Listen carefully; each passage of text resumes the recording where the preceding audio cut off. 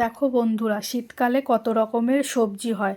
এই সব রকমের সবজি দিয়ে তোমাদের আজকে একটা আমি নিরামিষ সবজি করে দেখাবো।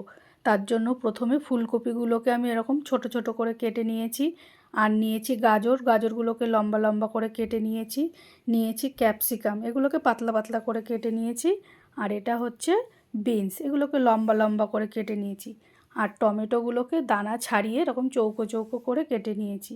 এগুলো হচ্ছে মশলা যেগুলো আমি ব্যবহার করব। এটা জিরের গুঁড়ো, এটা ধনের গুঁড়ো, এটা ফোড়নের জন্য গরম মশলা, কাজু, চারমগজ আর হচ্ছে পোস্ত। এবার কড়াইতে কিছুটা তেল গরম করে আমি ফুলকপিগুলোকে দিয়ে একটু ভেজে নেব। ফুলকপিগুলোকে অল্প নুন দিয়ে ভাজবো। তো ফুলকপিগুলো ভাজা হয়ে গেছে, এইবার তুলে নেব। এবার এক এক করে দেব গাজর আর বিনস, এগুলোকেও অল্প নুন দিয়ে ভেজে নেব। তো দেখো বন্ধুরা, আমার গাজর আর বিনসটা ভাজা হয়ে গেছে। এবার এর মধ্যে দেব আমি ক্যাপসিকাম।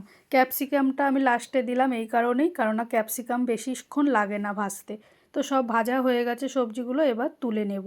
এবার ওই কড়াইতেই দেব আবার খানিকটা তেল, দিয়ে ওর মধ্যে গোটা গরম মশলা আর শুকনো লঙ্কা ফোড়ন দেব। এবার দেব আদা আর কাঁচা লঙ্কা বাটা।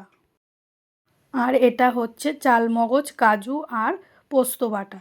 এবার এর মধ্যে গুঁড়ো মশলাগুলো দেব, যেমন জিরের গুঁড়ো আর ধনের গুঁড়ো। এবার এই সমস্ত কিছু মশলাগুলোকে আমি ভালো করে কষিয়ে নেব। মিক্সির বাটিটা ধুয়ে একটু জল দেব, দিয়ে মশলাটা ভালো করে কষাবো। আর দেব একটু নুন, অল্প নুন দিলাম, যেহেতু সব সবজিগুলো ভাজার সময় নুন দিয়েছিলাম।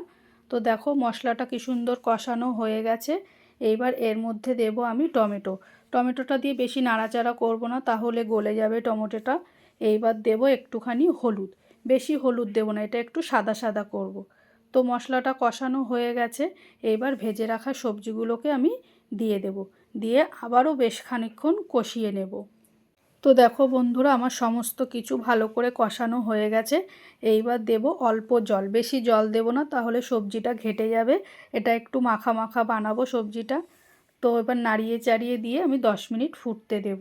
10 মিনিট পর দেখো বন্ধুরা, এইবার দেব আমি স্বাদ মতো চিনি, গরম মশলা আর কসুরি মেথি।